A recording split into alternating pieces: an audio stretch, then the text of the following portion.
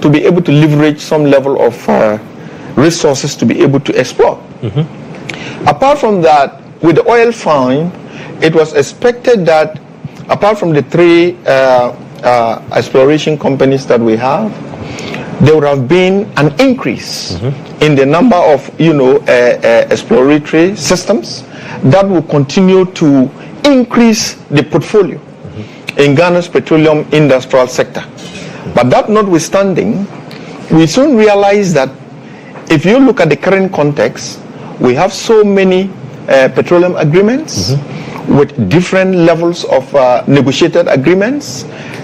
Some are, in such a way that working with the Bretton Woods institutions, the private sector or the investors are so much safeguarded from a lot of the risk that is prevalent in the economic environment. That's also shifting some significant proportion of the risk to the public sector and, if you like, the taxpayer, because at the end of the day, if you look at some of the contracts like the take or pay, it comes with some level of negotiation. That means that government sometimes will have to even pay for additional energy resources when indeed we are not in a position to utilize that. What that means is that it increases government's costs and it poses as a risk. Cumulatively, with the level of accumulated contracts and differential contracts, we soon realized that we started piling a lot more energy-related debts, and that is becoming unsustainable. So, for example, if you take the World Bank Group and the Ghana West Africa Gas Pipeline, Ghana is currently indebted to them to the tune of about 6 billion. In addition to that, year on year, the government of Ghana have to be able to ring fence or look for between 1.1 to 1.5 billion to be able to pay for its debt. What that means is that contributes towards the debt overhang on government. Right. And since the oil find, Ghana has defaulted in its debt repayment for about 3 times, leading us going to the IMF to seek for bailout. All this means that we need to be able to, like you put it so succinctly, engage in dispassionate discussions and looking at the contracts, engage in in-depth discussions around how can we be able to raise concerns so that government, the World Bank Group, the African Development Bank would sit with citizens to look at how to make our debts more sustainable and produce sustainable energy, and also provide renewable energy technologies for Ghanaians to begin to enjoy clean energy, but more importantly at affordable rates. At affordable rates. Now, let me come to you, Denis. I mean, listening to what GHOne just said regarding how we started all of this, it started with our oil find. It was supposed to be good news. It was supposed to lead us to a path of prosperity. Today, we have debts hanging on our necks. So at what point did we start getting it wrong in terms of how we were managing our energy sector to lead to these debts? So thanks very much again, Joshua. So maybe I'll start with a very short quote for those who remember by former President Kufuor, who said that we're already doing well and that with the discovery of oil we're going to fly. That's right. That's a famous quote that I like to use most of the time when we are discussing the state of affairs with our oil and gas find. Now, we started getting a lot of things wrong, even with the formulation of the legal frameworks. We got quite a lot of things wrong in that direction. And if you remember, we started producing oil before we even thought about forming or framing the Ghana National Gas Company, which was supposed to take the gas component of the production, the fossil production. Fossil fuel is oil and gas. Right. We were just focused on getting the oil out of the ground, selling and making the money as quickly as possible, and did not put in place the right framework to ensure that we have a company, functional company, to take on the gas which we needed for power at the time.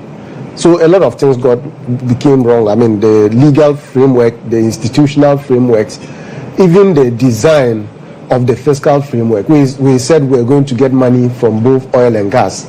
And again, we're going to use gas for our energy sector. And didn't realize that our energy sector was already in a mess. It was not efficient and could not have absorbed that gas and used it to produce energy that could pay for itself. Right. And so we needed to do a bit of homework. And if I may just compare, Uganda, for instance, discovered oil around the same time that Ghana discovered oil. Up to date, they are not producing. In fact, they are looking to produce in 2026. They are taking their time to put in place the right frameworks. It is not because they have no capacity to produce. It is because they need to put in place the systems and structures that will ensure that they efficiently produce. So we jumped the gun. We rushed. And we rushed because some of the Bretton Woods institutions that Mr. Nkaw cited pushed us, and we agreed to be pushed. We needed to take our time. We needed the legal frameworks to be in place. We needed the right institutions. Remember, even at the regulator of the sector, Petroleum Commission, the law was passed for the regulator after we started producing in 2011. Production started in 2010. The company that was leading the state's interest, GMPC, was the regulator and also a player at the same time. So quite a lot of things wrong. If I'm to start to narrate what we got wrong, we got quite a number of things wrong. And all of this plays a role in how we manage the resource when it's finally utilized and the revenues start coming in. You realize that there are gaps in how we manage it, and that is what results in some of the debts and some of the institutional lapses that result in the indebtedness that we are seeing today. And so we got it wrong from the very start. From the onset, we clearly got it wrong. Now, along the way, because it's been, 18 years since then, we never stopped to find out and do an assessment as to how we are going and then whether or not we should apply the brakes. There have been a lot of assessments. It is just the will to uptake the recommendations that come from it. And this report is one of those assessments. And I like this report for the fact that it delves deeper into the debt angle. There has not been a comprehensive report that looks at the indebtedness challenge of our oil and gas find, and in particular the role of the Bretton Woods institutions. And that's the value here. But there have been reports.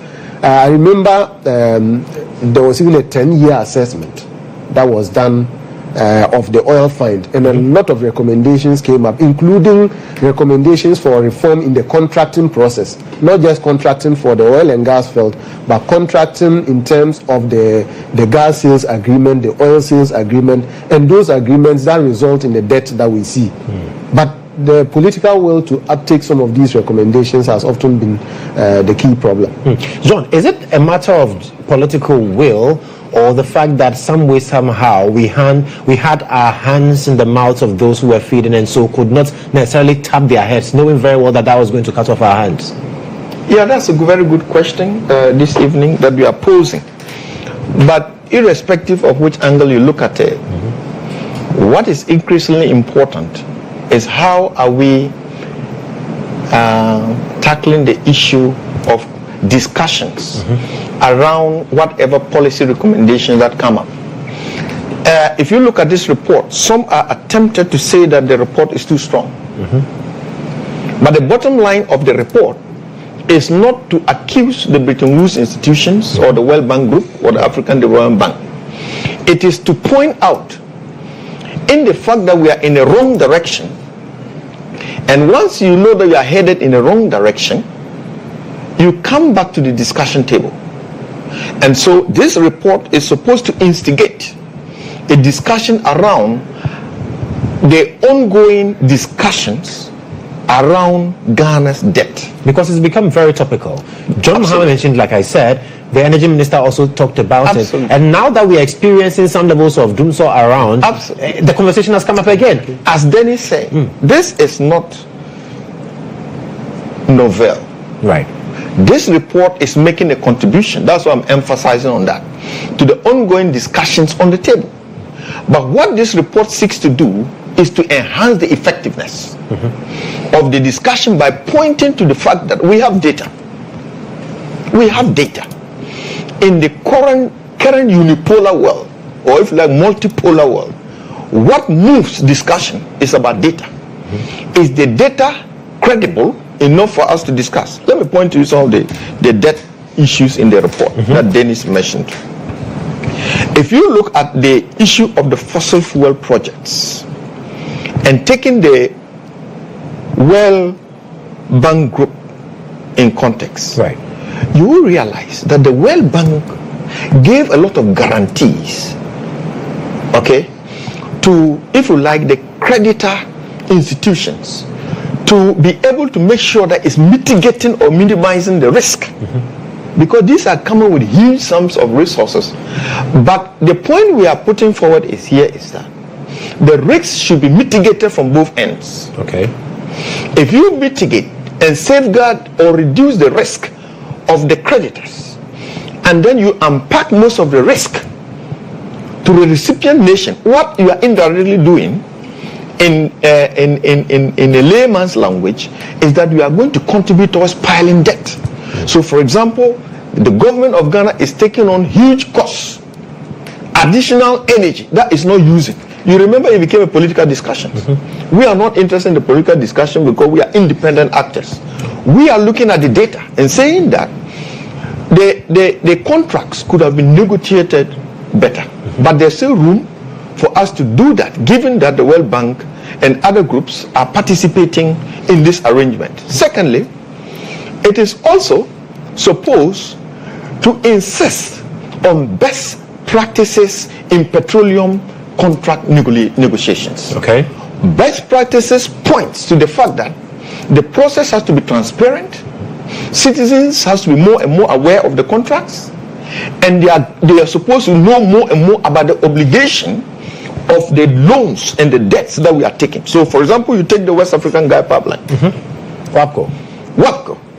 In looking at the process of the upstream gas that we are contracting, it will interest you to know that since we contracted these loans, WAPCO has been able to deliver just about 50% of the gas promised. You remember recently they have to close down to do renovation of the pipelines, and look at the consequences. And that was postponed and was postponed again, and then we experienced some It finally came and imposed a lot of hardship on Ghanaians. We are not saying that the pipeline should not be rehabilitated, but we are talking about the contract relationship, wherein about 50% has been has been delivered. What happens to the remaining 50%? Who bears that cost? Who maintains that cost? And that is why we are saying that there are gaps in the whole issue of our contract negotiations. Secondly, if you take a look at, for example, the Sankofa, the level of investments that Ghana is engaged in terms of the take or pay has locked Ghana into a $50 million payment per month, which is an additional cost. So you ask yourself, if you are running your household economy or your house and you keep piling a lot more cost and debt, what that means is that it will get to an unsustainable level where you are incapable of paying your debts, and that has implications. Further to that, the Jubilee. We have data that points to the fact that the government, or if you like, the partners, flare about 100 million US dollar worth of gas. That means that's excess gas that we are not able to process, and we have to find a way of ensuring that it is contained. That process that process includes flaring, where you form, I don't want to say burn it away, but it goes through some chemical processes where it's disposed of. Apart from the fact that it's a cost to Ghana, it also has hazardous climate change effects. Because these gases are released into the atmosphere. Absolutely. And that's not where they're supposed to be. And so once you do that, mind you, it's not just the hazardous impact on us as human beings, but it's also the cost element, as I keep emphasizing. It builds the cost to the point that it gets to unsustainable level. You are not able to deliver or pay your loans, and therefore you have to go to the Bretton Woods institutions. What we are saying is that government needs to, with the partners, need to sit down. I recall there was one time the past government engaged in some form of renegotiation. But to what effect? We still realize that there are still challenges in the contractual arrangements, even with IPPs, independent power producers, where in that case, government evils has suffered on about $400 million in terms of debt cancellation. That is a cost to government. We are saying that government and its creditors need to engage in open, best practice, transparent negotiations, loan agreements where citizens are aware of the implication on their lives, and then we build consensus around what is the best practice for us to go in. What are the best loans? Right. Parliaments need to be a lot more interrogative on some of these loans, informing the citizenry so that we are taken on board in the decision making around some of these. And so the debt profile, the debt overhang is debilitating. It's creating a lot more hardship for Ghanaians. Have you considered the social effects of that? That all the 1 to 1.5 billion annually that government have to cough to pay for petroleum agreements, at what cost? Health infrastructure, educational infrastructure, water and sanitation infrastructure, providing best safe care centers for children so that women can have a lot more economic activities.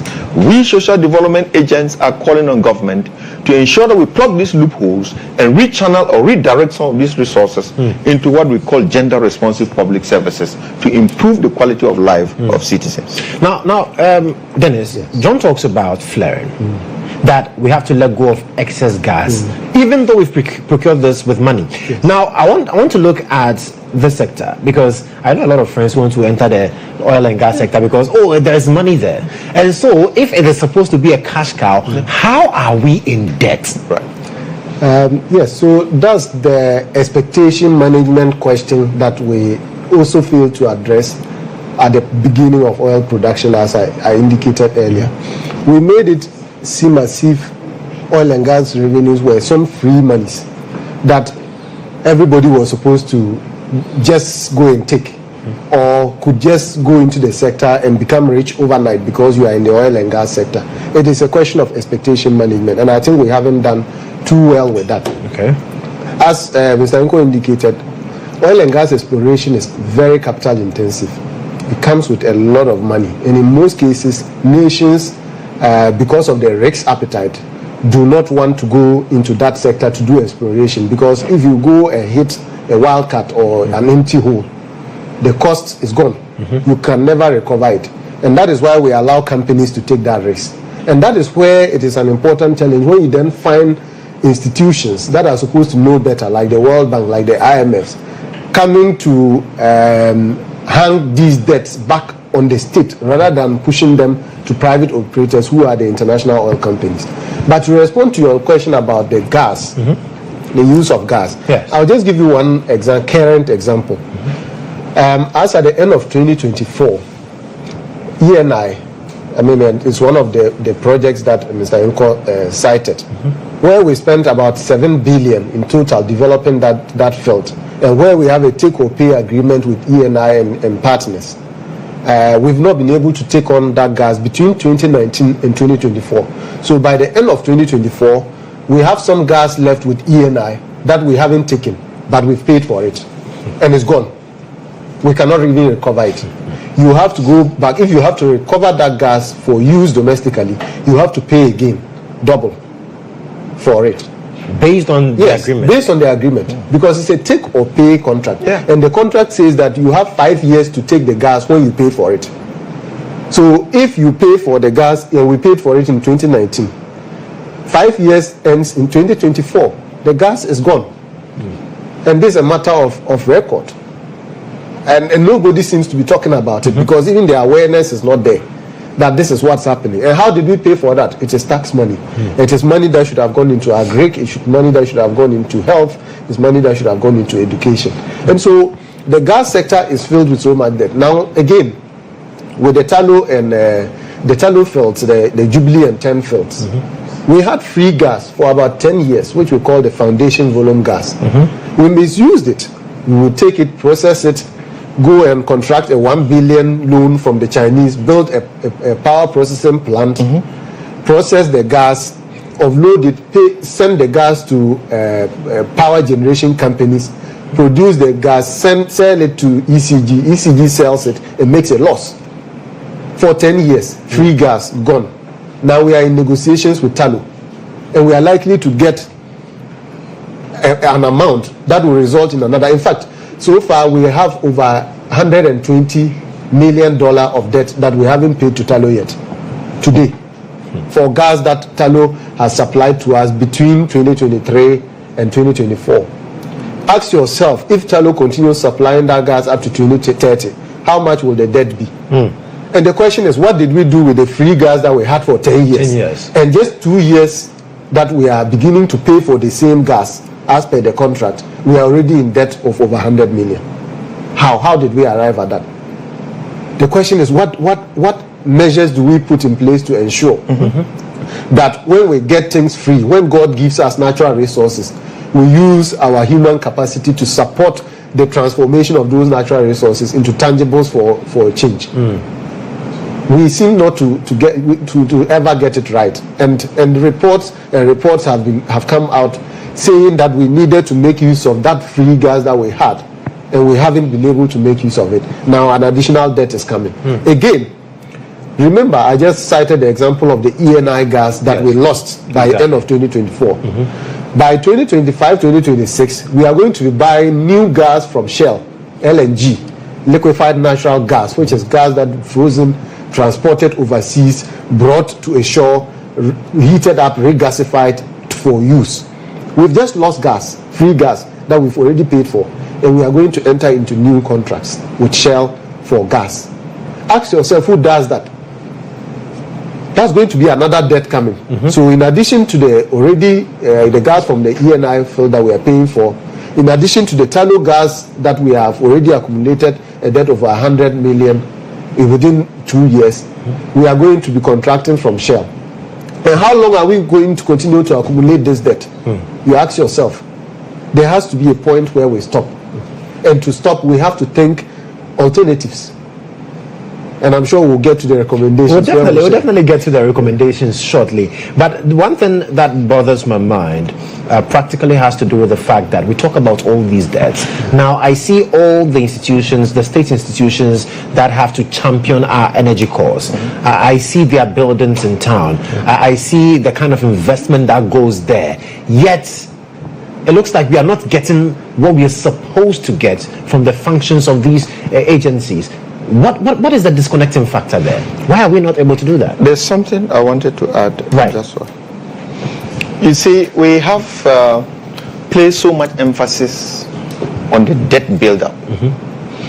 Another equally important area for this discussion has to do with one of which he spoke about, which is about the regulatory mechanisms that are put in place to ensure that these government institutions are performing the critical roles as representatives of the people in a way that there's value for money, in a way that ensures that we also mitigate our risk. Okay, John, I'll come back to this particular point. So just put a pin in it for me. Good. Let's take a quick break. This is State of Affairs here on GHOne television with me, Joshua Kodjo Mensah. But let me tell you something very briefly. If you are a customer of MTN, you have a SIM card already, because of the services that you are enjoying, you want to get another SIM card. Or perhaps you're a customer who is troubled with the other networks giving you a lot of problems, and so you want to convert to MTN. I've got good news for you. The SIM card is only 10 Ghana cedis. Flat rate of 10 Ghana cedis. So when you get to Circle or the other places and then the boys want to sell it to you for 50 cedis or more, please tell them that you heard on State of Affairs that Joshua said it's only 10 Ghana cedis. That is what MTN brings to you, and they're proud to be associated with State of Affairs here on GHOne television. We'll go for a quick break. When we return, we'll be talking about that regulatory framework John mentioned earlier. Stay with us.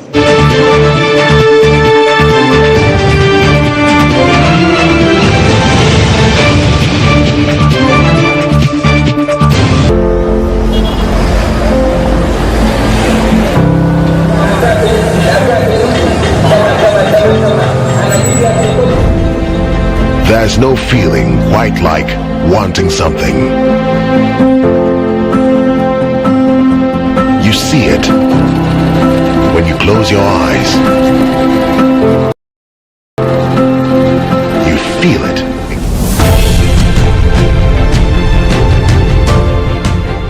GHOne OV van has been one of the best vans I've used personally in this country.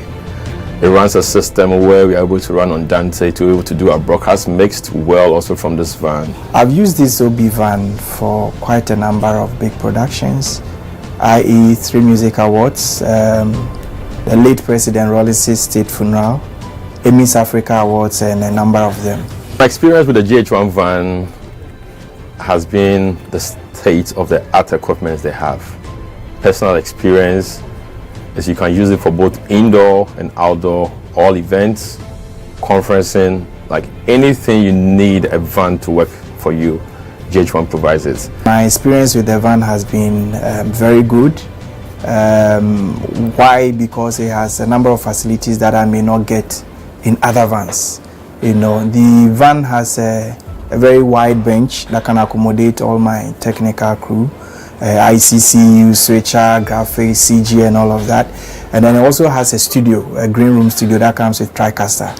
So if you want somebody to do commentary on a live event, you can put that presenter or host in that studio as well and get that running. To give an experience to our audience, we're also watching on TVs and online. Work with an Exo technology system, which makes your video mixing with Panasonic cameras, like a lot of other stuff in terms of content you need to get also for your live broadcasts. I prefer the GHOne van to a lot of other vans I've used, or even doing my own setup on a tabletop setup, because on a production you see a number of people in the van, and so if you have a very small van, it means that it's going to be choked, and that will affect the creativity as well. The price has been discounted as well to accommodate varied budgets, and so no matter the budget you have, I understand you can have the track and do business with it. It looks huge, but very affordable. Cost is really, really affordable.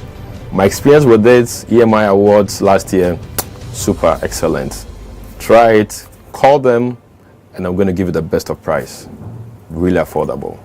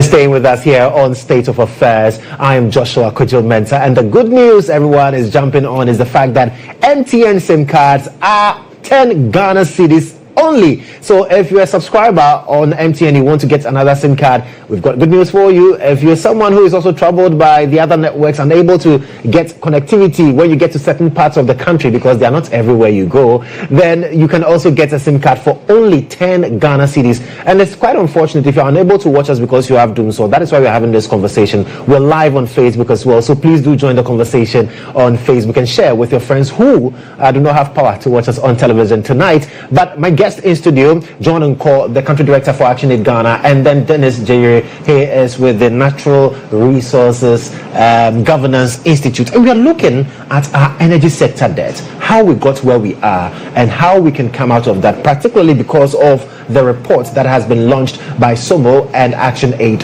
on gaslighting Ghana, where we find some Bretton Woods institutions also facilitating why we come to a place where John Dramani Mahama is not happy, president of the land. His minister for energy is also not happy. John, before we went for that break, you were touching on the regulatory frameworks, the regulations that are supposed to guide how these things work. What's the point exactly? Yeah, so the point is, in looking at the regulatory systems, we are talking about petroleum tariffs. Yes.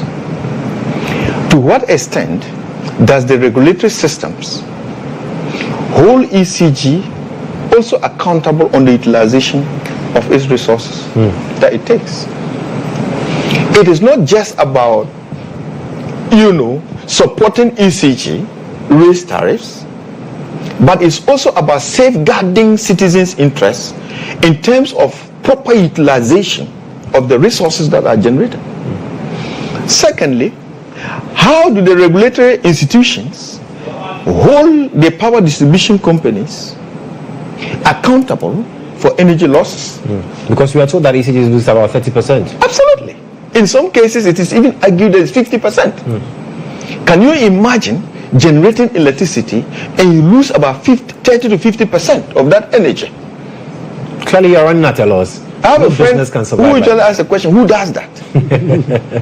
So ab initio, even though we are talking about the role of the Bretton Woods institutions, but we are not oblivious of the fact that our own elected representatives, our own managers of the government and the petroleum sector and the regulatory systems and mechanisms need to be reinforced. And that is why I am looking at the role of Parliament, the role of these other regulatory institutions that Denis spoke about, even in exacting accountability, in demanding also that the power sector equally enhances its energy mix. That is also a regulatory mechanism to ensure that in the medium to long term, we are minimizing our costs by investing a lot more in clean energy, which is not only beneficial to the earth, but it's also beneficial to the taxpayer, because in the end, we'll be paying a lot less. And that is where affordability plays a critical role. We cannot throw our hands in despair in talking about the fact that there's a lot of stealing of electricity. Whose role is it to check that stealing? How effective are we in mitigating the energy loss? All these contribute to the under-recoveries, and under-recoveries alone are contributing to government having to cough about $1 to $1.5 billion every year to make up for the petroleum losses and the costs. What that means is that from whatever angle you look at it, it comes back to contributing towards the debt overhang. And that is why this report is not meant to flag anybody, but the report is meant to indicate that we need to engage in effective conversations. We need to raise these critical concerns with those who matter and ensure that the critical stakeholders in this arrangement, the World Bank Group, the African Development Bank, the West Africa Gas Pipeline, Jubilee, and the rest, come back to the table dispassionately for us to ask ourselves, what can we do? And so this takes us to the recommendation aspect, which we'll be coming to delve on later on. So you talk about the fact that in as much as we're looking at the external factors, we should also be very mindful of internally the factors that are affecting us. Losses in terms of distribution, even so ECG takes from the IPPs, power is produced, given to ECG. When distributing, ECG makes a lot of losses. In fact, we were told that the total sector debt of about 80 billion, ECG accounts for about 60 billion of that, and that is very critical. But looking at an institution like ECG, where are we getting it wrong? Because I have heard that the former direct boss say that, well, we did what we were supposed to do. At a point in time, we even considered privatization. That did not go anywhere. We came back to the arrangements we have. Denis, really, what are we getting wrong with ECG? I think it's a matter of reforming the regulatory structure. And when I say that, I don't even want to go into the institutional level yet. Right. If the ECG boss who made that comment had performance indicators that showed that if he was unable to reduce the indebtedness, he couldn't survive in that institution for more than 2 years, it would work. But it is because we allow the political authority to appoint key important commercial sectors like the energy sector. The ECG boss cannot operate effectively if he is subject to the political dictates of the authority in power at the time. It is not just sustainable. It doesn't matter who is in power. This is not politics. It is not NDC, NPP politics. If we do not reform it, it will not work. Performance must be tied. In fact, the functions of these key institutions must be tied to performance, to be honest with you. If we get that right, we would have solved a number of the problems. And I would add that, for instance, if you look at the way we enter into contracts, everything is procurement. And it's not just the ECG boss sitting there who is the beneficiary of some of those procurements. We know there are invisible hands, and it goes as far as to the presidency and as down as to the political foot soldiers. But isn't that why a board is in place? The board is also quite political, if you look at it.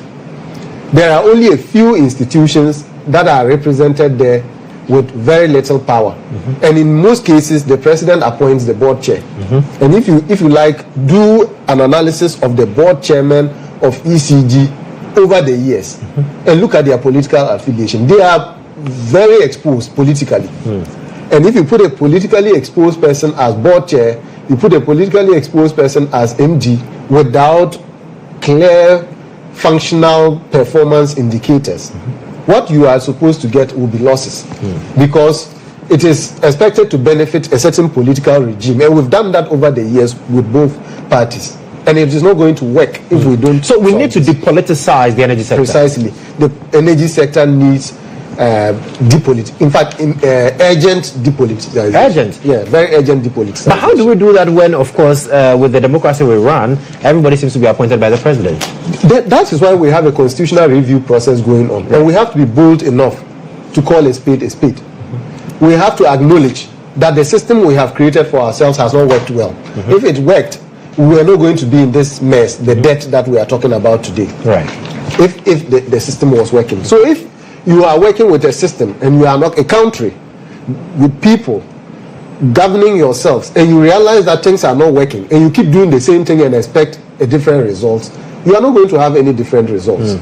And I'll add to the regulation, the political settlement question, I'll add to some of the key regulatory malfunctions. For instance, the gas sector, in fact, from the very beginning, we told ourselves that there was a policy of zero flaring. No flaring at all. What has happened? Why is the EPA, for instance, sitting aloof when flaring is going on? In fact, over 50% of gas on the 10 field, for instance, is flared. And we don't even hear the EPA make any noise about it. Meanwhile, EPA is the agency that leads our climate change discussions. In fact, we go to all the COPs with big delegations. We have a Ministry of Environment, Science, Technology, and Innovation, having oversight over climate change matters. Yet, under the same ministry, there is an agency that is supposed to regulate flaring, and we are unable to do that. Yet, we are asking for foreign funding to implement some adaptation and mitigation measures. Are we really serious as a country? And so, there are different levels of it. In terms of the contracting, even the Attorney General's Department, all of these institutions are there. They see all these contracts. These contracts pass through the Attorney General's hands. And we have had excellent lawyers in that office. Why are they unable to spot some of these challenges with the contracts that result in some of the debt that we see? So a whole lot has gone wrong. And we have to be able to say it as it is. That it is a political settlement that hasn't worked. We've had opportunities to reform it. Let us reform it if we want things to change. There's something you mentioned, and I saw John nodding a lot to it, that we should tie the sector to the performance of those we put there. We should make sure that if you don't perform, you need to be out. Yes. Because the sector needs to work. Yes, let me add to that. Right. So I wanted Denis to go a little deeper into that. So if you look at performance, right, performance is not monolithic. Performance is based on a multiplicity of factors, a multiplicity of benchmarks, a multiplicity of targets that we tie our public servants, our public sector leaders to. So for example, when Denis was talking, he was talking about key targets to be, for example, allocated to the CEO, or if you like, the managing director, MD of ECG. For instance, if you go to advanced countries, that is what is done. Benchmarking. If you study public policy outside, they tie performance to benchmarks. In other words, within this year, for the first quarter, these are what you are supposed to deliver. In mid-year, you are supposed to lead the team to achieve this and mitigate these losses to such a quantum, to such a measure. That is what I am thinking in the gas sector we need to look at. So for example, let me give you one example. Sure. If you look at the West Africa gas pipeline, I mentioned earlier on that they were able to deliver about 50% of what Ghana has gone into agreement with them to achieve. What happens to the remaining 50? I pose that as a question. But government had to go into liquid petroleum at a very high cost to mitigate that gap. A performance measure could be as MD of ECG or the contracting agency with West Africa Gas Pipeline. You should be able to mitigate this by increasing it in the first 2 years of your appointment to about 70%. Right. Even though the MD, there are a lot of exogenous factors that are involved, the MD is supposed to work towards that target, and when that is not achieved, in the evaluation or appraisal of the MD, the critical exogenous factors that are raised would mean that government and the presidency must go another level in tackling those actions. Right. And so you are distributing performance benchmarks according to the different levels of the structure. And I think that is one aspect we need to look at. In addition to that, right, I was speaking about parliament. Parliament is supposed to hold the Minister of Energy accountable in the performance of his role, in the performance of meeting the targets as stipulated in the budget. Parliament is supposed to hold the Attorney General, the Minister and the Attorney General and Minister of Justice accountable for the debt. How do you call that? the when you fail to meet contracts, right, and the penalties, the fines. Yeah. Right. You know that increases when you default on yes. Yes. So when we go in, so when we cancel contracts and we go into their surcharges that we pay, all those the Minister of Justice has to be held to Parliament to answer those questions.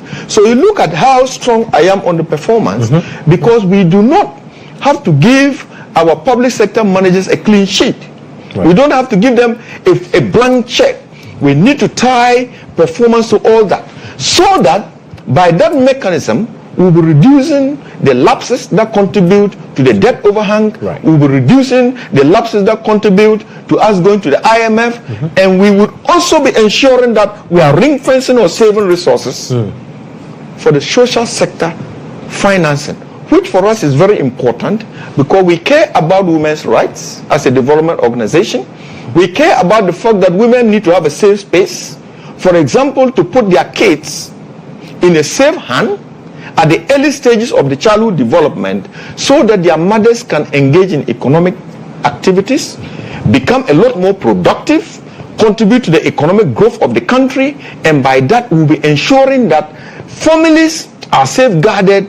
Because when women become a lot more economically powerful, studies show that they are able to contribute to household nutritional requirements. And we are looking at it as a holistic social endeavor that we are calling on government for us to sit, negotiate.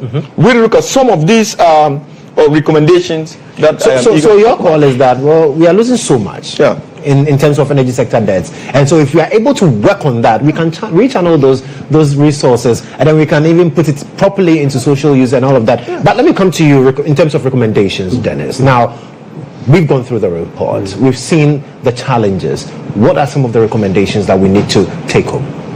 I think there are two key recommendations that the government of Ghana needs to, and subsidiary other recommendations. So, for instance, we know the state of affairs that we are in as a country. We are playing in a global sphere, where climate change has become an important consideration. In fact, we have done some work that shows that investments in clean energy is increasing far more than the investments that goes into oil and gas. And if you look at it, even the World Bank and the IMF, as far as in 2013, they stopped investments in nuclear energy. And in 2017, the World Bank took a decision to stop investments in oil and gas, except for critical developing countries like Ghana. And so it is an exception, not the norm, to invest in oil and gas. There are reasons for this. The reasons are some of the issues we are discussing. Many of our politicians do not see this as an important consideration, the climate consideration, the health and social impact consideration of the energy, because the clean energy sources may not give them the kind of rewards, the contracts and the volumes that we quote may not give you. It is private sector driven. And so the appetite is low. But we are saying that going into the future, many countries are setting targets to transition, to move away from some of these sources of energy that does not only cause pollution, but also result in debt.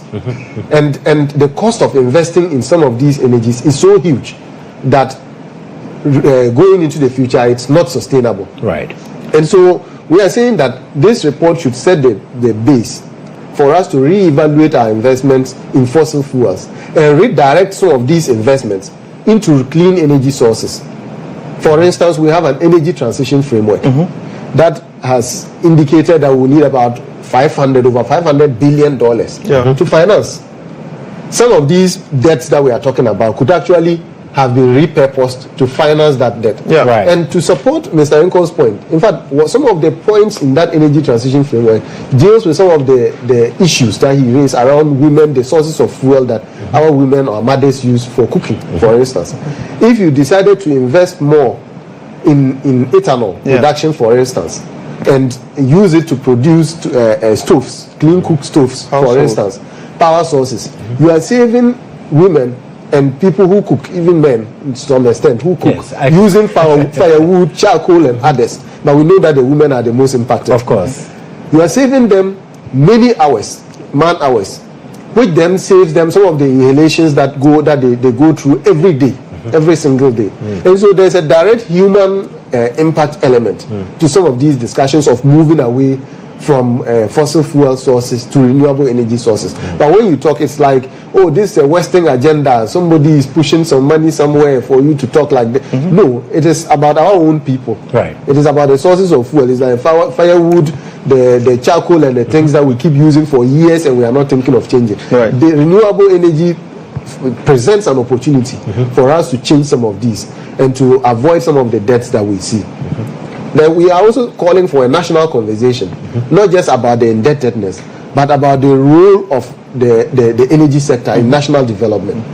The IMF debts, some of the IMF return that we've gone to 3 times from 2015, in 2012, I think, in 2015, and about in the last 2 years or so, 2022. A majority of it is caused by the energy sector debt, and to some extent the banking sector crisis. The return. And so we need a national conversation. We need a national conversation about the role of the energy sector, not just in the debt discussion, but in national development and the future of this country. John, Yep. I'll take what your recommendations also would be, especially from the report. Exactly. So if you take a critical look at the report and the trend of discussions, where we have segregated the roles in terms of how we are contributing towards the debt overhang, distributing it to the World Bank Group and the African Development Bank and creditors, it runs from that analysis that there is a call, or through this report, we are calling on these institutions, to make sure that they are part of the debt restructuring that we are going through. Just what? I can tell you that from the research, we found out that the $6 billion owed that I quoted earlier on to the World Bank Group and the African Development Bank is excluded from our ongoing debt restructuring. Okay. When I found that in the report, it was intriguing. It was interesting. I couldn't believe that. Here are we with a policy prescription from these institutions that does argue that Ghana needs to restructure most of its loans but exempts itself. Isn't that interesting? And so for us, we are calling through this report that the World Bank Group and the African Development Bank should reconsider that position and ensure that they also go through the debt restructuring in a way that will ensure that the fossil fuel-based debts that we are currently struggling with are also addressed. Number two, we are also making the point that there should be some level of debt cancellation on the fossil fuel-based debts that Ghana is currently handling. And that is very, very important because Denis adequately addressed that. And so I don't want to delve deep into that. The point we are making is that restructure those debts, cancel some of those debts, and rechannel, let government, under a performance framework, channel those resources into renewable energy technology mix that will ensure that we are, for example, having this ethanol as energy source, we are having solar energy, we are having wind energy, and so on and so forth. So that those type of clean energies are more beneficial to our health and that of the earth. In addition to that, we are making a point that there is the need for government to ensure that we are tying a lot more, or we are dispassionately sitting around the table. I think I've made that point, to look at our take or pay contracts under our petroleum agreements to ensure that we are making them a lot more answerable to addressing the debt overhang that we are currently faced with. And then also to make the point that government should support the fossil fuel non-proliferation treaty that is currently ongoing. And beyond that, as a development organization, we are calling on government a lot more to be able to ensure that there's performance contracting of government-related petroleum sector leaders. And if you like, under governments, we now have a Minister of State for Public Sector Reform. And I believe that will be within her radar to be able to see a lot more how we enhance the performance of our public sector leaders and ensure that there's value, in terms of the work that they do, and more importantly, how there is operational efficiency in, if you like, petroleum distribution, as we already spoke about, under recoveries, and then and so on and so forth. Thank you so much. Wow, gentlemen, it's been an exciting conversation, and I'm sure it's because energy affects all of us. That's why we become quite passionate talking about it. But that will be how we will draw the curtain. But I cannot live without echoing the good news that MTN SIM cards are now 10 Ghana cedis only. And so make your way to any of our MTN shops or the seller in your neighborhood. Get it for 10 cedis and join Ghana's biggest network everywhere you go. I am Joshua Kodjo Mensah. Good night.